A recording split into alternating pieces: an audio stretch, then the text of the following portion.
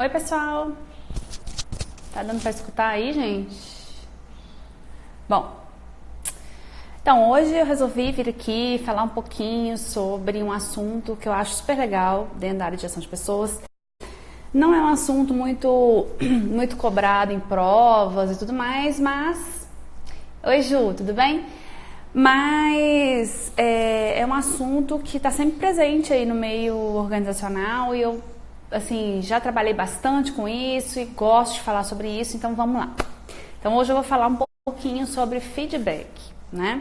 A gente ouve muitas pessoas falarem sobre feedback, né, darem dicas e tudo mais, e eu acho que mais do que ficar dando dicas, acho que é importante a gente falar um pouco sobre estrutura de feedback, sobre, enfim, de orientações aí. E existem várias teorias sobre feedback, várias pessoas que falam sobre feedback. Inclusive, quando eu trabalhava com questão de desenvolvimento de gestores e tudo mais, a gente falava muito sobre feedback. Eu acho que é importante, então, a gente falar um pouco sobre esse tema. E aí eu resolvi vir aqui falar com vocês, então, um pouquinho sobre feedback. Eu estava relendo algumas coisas sobre feedback e um dos livros que falam sobre isso, que especificamente sobre isso, quer dizer, um livro só sobre feedback, é esse aqui, não sei se vocês conhecem, Preciso Saber Se Estou Indo Bem. E esse livro traz várias informações sobre feedback, sobre como fazer, sobre o que se deve abordar, etc. E ele traz uma coisa interessante, que ele fala que o gestor deve fazer uma autoavaliação, uma listinha mesmo de autoconhecimento para que ele possa fazer um bom feedback.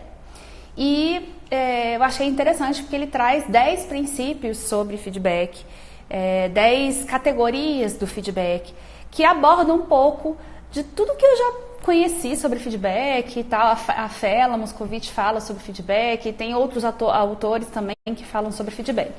E aí hoje eu resolvi então trazer esse tema e falar rapidamente um pouquinho dessas 10 categorias que eu achei muito interessante.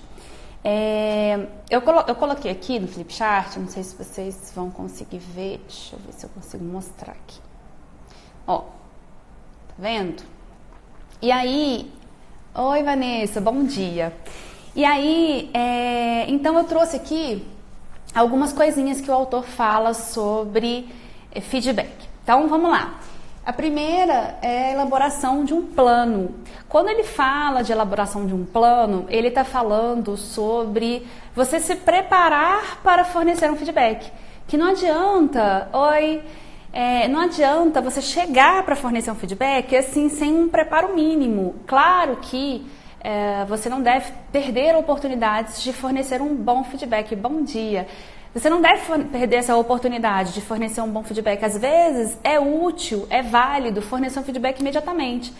Mas se for para sair de qualquer jeito, é melhor não fornecer esse feedback, né? E a gente vai ver aqui um outro princípio que fala sobre isso. Gente, se vocês tiverem dúvidas, se vocês quiserem perguntar alguma coisa, pode colocar aí que eu vou responder, tá bom?